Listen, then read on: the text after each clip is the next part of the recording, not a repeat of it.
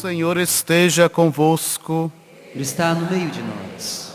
Proclamação do Evangelho de Jesus Cristo, segundo João. Glória a vós, Senhor. Depois de lavar os pés dos discípulos, Jesus lhes disse: em verdade vos digo, o servo não está acima do seu senhor, e o mensageiro não é maior que aquele que o enviou. Se sabeis isto e o puserdes em prática, sereis felizes. Eu não falo de vós todos. Eu conheço aqueles que escolhi, mas é preciso que se realize o que está na Escritura.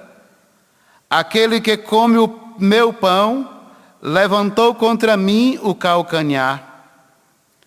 Desde agora vos digo isto, antes de acontecer, a fim de que, quando acontecer, creiais que eu sou. Em verdade vos digo, quem recebe aquele que eu enviar, me recebe a mim, e quem me recebe, recebe aquele que me enviou. Palavra da salvação. Glória a vós, Senhor.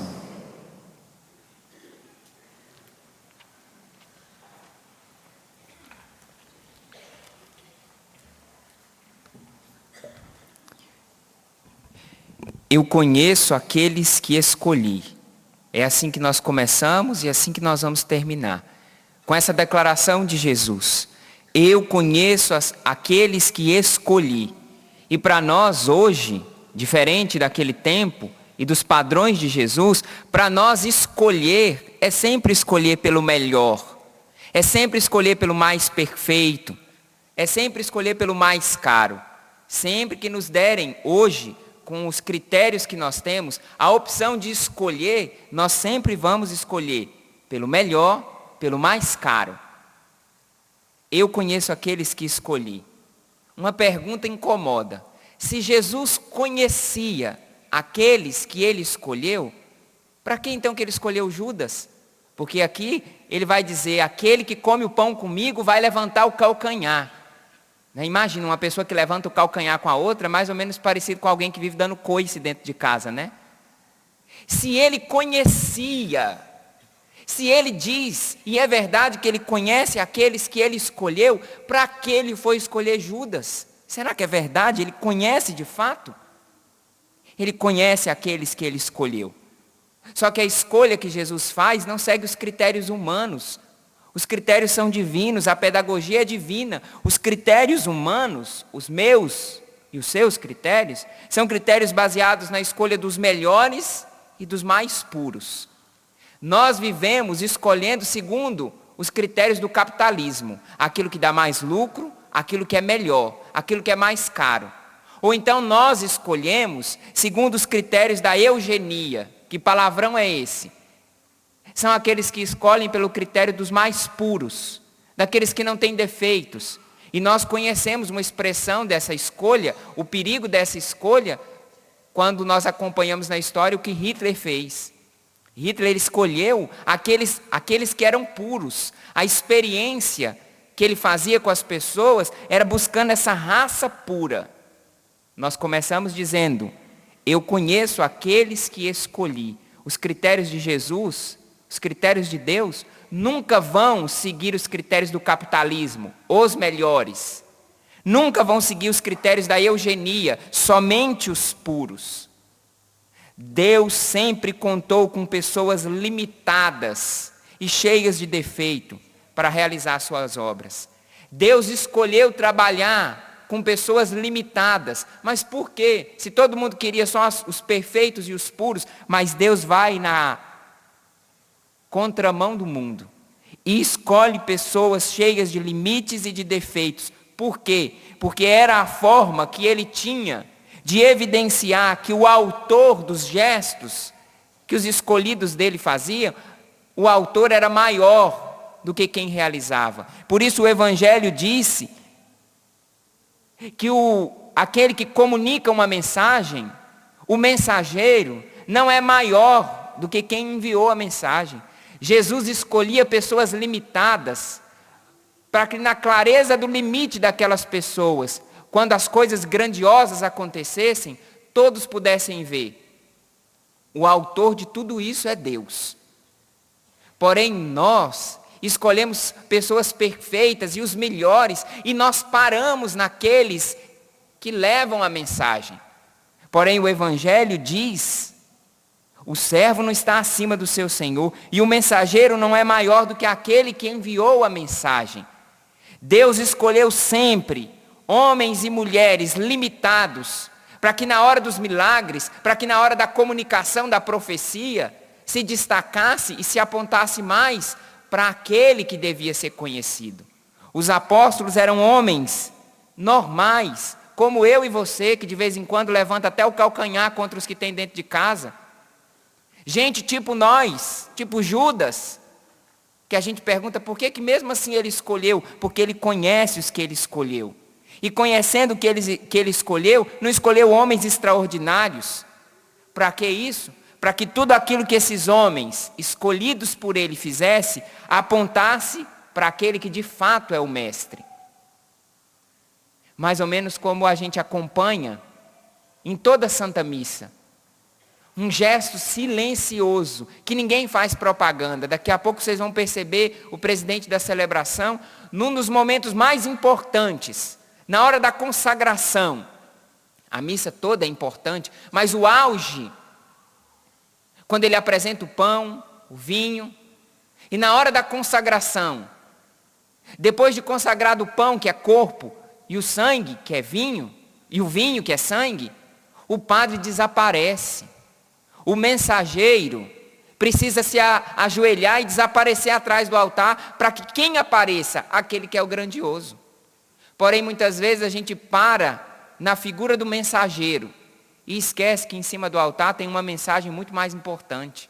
É bonito de perceber. Quem ama a liturgia, quem se deixa envolver pelo mistério da Santa Missa, percebe. O padre aparece, fala com todo mundo, cumprimenta, faz a homilia. Mas na hora mais importante, na hora do por Cristo, com Cristo e em Cristo, o padre está embaixo. E o corpo e o sangue de Cristo está lá em cima. Deus escolhe pessoas limitadas, para que na ação delas, o que apareça seja mais a ação do mestre. Porque o discípulo não é maior do que o mestre. Porque o servo não é maior do que o seu senhor. Por isso é bonito de perceber na dinâmica da celebração da Santa Missa, todas as vezes que o padre desaparece, para que Cristo apareça. Por isso, na hora da comunhão, que você vai comungar, o padre diz, ou o ministro diz, o corpo de Cristo. Ele não diz as minhas palavras, o meu corpo, olha eu aqui. Não, o ministro apresenta e coloca o corpo de Cristo. Ainda que esse ministro, ainda que esse padre seja cheio de limites, o que aparece é a autoridade daquele que o escolheu. É bonito perceber isso, porque percebendo isso, nós não vamos fugir dessas escolhas que Deus fez. E que muitas vezes nós não entendemos como é que Deus escolheu um negócio desse jeito, um trem desse jeito, uma pessoa desse jeito. Deus nunca buscou os perfeitos. E sabe por que muitos de nós estamos sozinhos, sem encontrar um lugar? Porque a gente ainda está procurando um companheiro, uma companheira, um amigo, uma comunidade, um lugar perfeito. Seguindo os critérios do capitalismo e da eugenia. Queremos um lugar perfeito, onde só os puros estão. Cuidado. Os critérios do capitalismo e os critérios da eugenia nunca vão gerar uma comunidade, nunca vão gerar uma família.